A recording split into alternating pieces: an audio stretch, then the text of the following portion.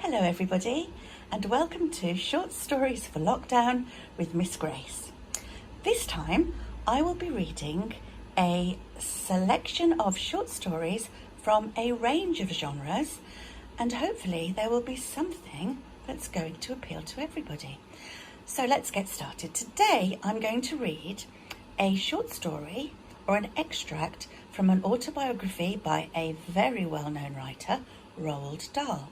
And this is an extract from his autobiography, Boy, which are tales of his childhood from when he was very small. Now, it was a long time ago and things were very different. And I'm going to start with a story of a time when Roald Dahl had to go to the doctors with his mother. It's called A Visit to the Doctor.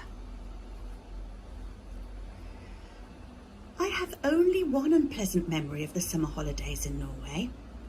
We were in the grandparents' house in Oslo, and my mother said to me, "We're going to the doctor's this afternoon. He wants to look at your nose and mouth." I think I was 8 at the time. "What's wrong with my nose and mouth?" I asked. "Oh, nothing much," my mother said, "but I think you've got adenoids." "What are they?" I asked her. "Don't you worry about it," she said. "It's nothing." I held my mother's hand as we walked to the doctor's house. It took us about half an hour. There was a kind of dentist's chair in the surgery, and I was lifted into it. The doctor had a round mirror strapped to his forehead, and he peered at my nose and into my mouth. He then took my mother aside, and they held a whispered conversation. I saw my mother looking rather grim, but she nodded. The doctor now put some water to boil in an aluminium mug over a glass flame, and into the boiling water he placed a long, thin, shiny steel instrument. I sat there watching the steam coming off the boiling water. I was not in the least apprehensive. I was too young to realise that something out of the ordinary was going to happen. Then a nurse dressed in white came in. She was carrying a red rubber apron and a curved white enamel bowl. She put the apron over the front of my body and tied it around my neck. It was far too big. And then she held the enamel bowl under my chin. The curve of the bowl fitted perfectly against the curve of my chest. The doctor was bending over me, and in his hand he held that long, shiny steel instrument. He held it right in front of my face, and to this day I can still describe it perfectly. It was about the thickness and length of a pencil, and like most pencils, it had a lot of sides to it. Towards the end, the metal became much thinner, and at the very end of the thin bit of metal, there was a tiny blade set at an angle. The blade wasn't more than a centimetre long, so very small, very sharp, and very shiny. "Open your mouth," the doctor said, speaking Norwegian. I refused. I thought he was going to do something to my teeth, and everything that anybody had ever done to my teeth had been painful. "It won't take 2 seconds, the doctor said. He spoke gently, and I was seduced by his voice, and like an ass, I opened my mouth.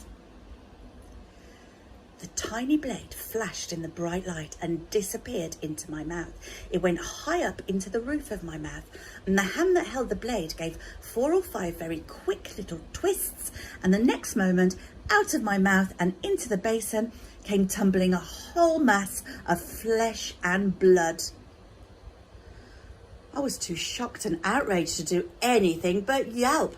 I was horrified by the huge red lumps that had fallen out of my mouth into the white basin, and my first thought was that the doctor had cut out the whole of the middle of my head. "Those are your adenoids," I heard the doctor saying. I sat there gasping. The roof of my mouth seemed to be on fire. I grabbed my mother's hand and held on to it tight. I couldn't believe that anybody would do this to me. "Stay where you are," the doctor said. "You'll be all right in a minute." Blood was still coming out of my mouth and dripping into the basin that the nurse was holding. "Spit it all out," she said. "There's a good boy." "You'll be able to breathe much better through your nose after this," the doctor said. The nurse wiped my lips and washed my face with a wet flannel, and then they lifted me out of the chair and stood me on my feet. I felt a bit groggy.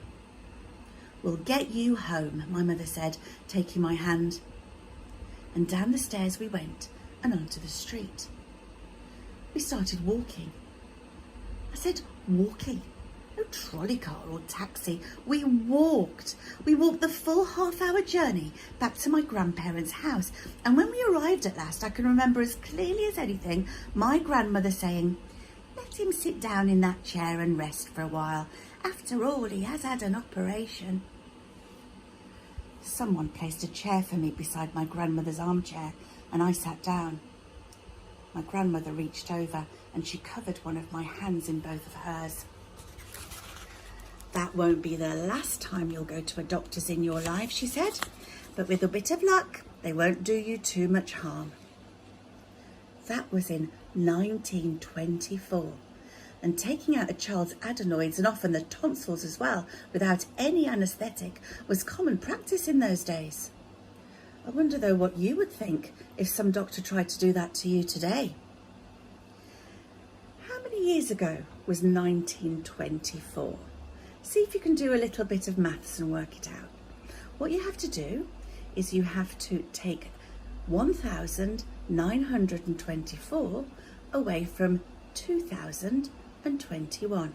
So that's 2021 take away 1924, and you will be able to work out how many years ago that was. Have any of you ever had an operation? I'm sure you had an anaesthetic though when you had yours. So we're very lucky, aren't we, that we're alive today and that we weren't alive in 1924. That's the end of our story for today. Tune back in for another one soon. Bye bye.